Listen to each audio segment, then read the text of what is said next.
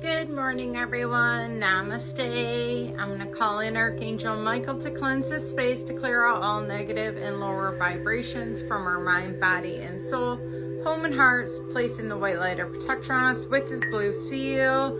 So as you might know, if you don't know me, my name is Christine. I never say my name on here. I don't know why, but I don't.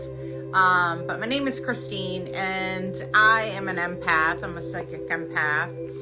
And I'm on my ascension journey, and I was guided to get a book because I've dealt with most empaths are people pleasers throughout their life due to the fact that they pick up on the energy of others, usually that started in childhood. So they started people pleasing to try and make it to where they could actually be in people's presence in order to have the person calm down. They would people please, and people kind of got used to you being in that situation, and they kind of put you in that box that you were always going to be that way. But we're evolving, the world's ascending, and we're ascending with it. So I got a book. It's a New York Times bestseller, and it's The Disease to Please: Curing People-Pleasing Syndrome, and this is by Harriet B. Breaker, and she is a PhD. So we're going to go ahead and read the back of it real quick and get some more information. It says, the New York Times bestseller with more than 100,000 copies sold. If you struggle where and when and how to draw the line between your own desires and the demands of others, buy this book. States, people pleasers are not just nice people who go overboard trying to make everyone happy. Those who suffer from the disease to please are people who say yes when they really want to say no. The uncontrollable need for the elusive approval of others is an addiction and debilitating fears of anger and confrontation, forcing those with this addiction to use niceness and people-pleasing as a defense mechanism. Says, now a bold look at the classics bestsellers gives a people-pleaser a 21-day action plan, one that has already helped thousands of people. Best-selling author and frequent Oprah guest, Dr. Harriet Breaker, offers clear, positive, and practical easy steps as a recovery.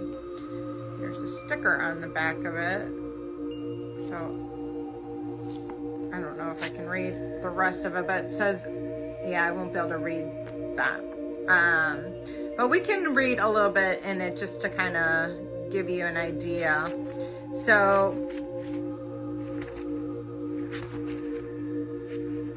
this is going to be on the forward, The Disease to Please. It says, I had the privilege and the pleasure of knowing Dr. Harriet Breaker for more than 25 years. She and I were graduate students together at UCLA and remained close friends until her death. She was one of the smartest, most intuitive people I have ever known. The Disease to Please incorporates Dr. Breaker's remarkable ability to combine first-class and analytic mind and one made further so by her training in social and clinical psychology, with tremendous insight into the relationship that makes us human.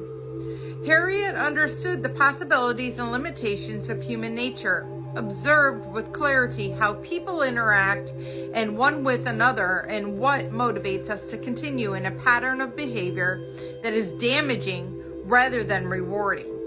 Importantly, she devised effective ways to change these behaviors and improve our lives. The Disease to Please is a distillation of Dr. Breaker's deep knowledge of psychology and understanding she gained from many years as a psychotherapist and an astute observer of human behavior. In this book, she describes the powerful need many people have for approval and the desire to please others that prevents them from having a fulfilling and meaningful life.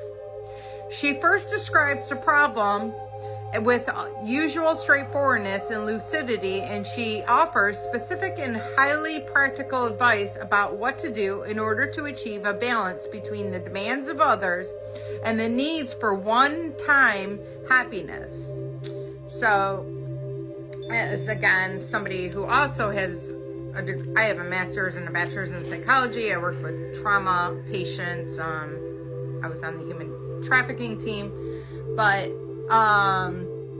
as a former people pleaser, I can tell you this much: shedding that people pleasing is going to be more difficult based on the fact that the people that you surround yourself with that are used to you being a people pleaser are going to have a problem with this.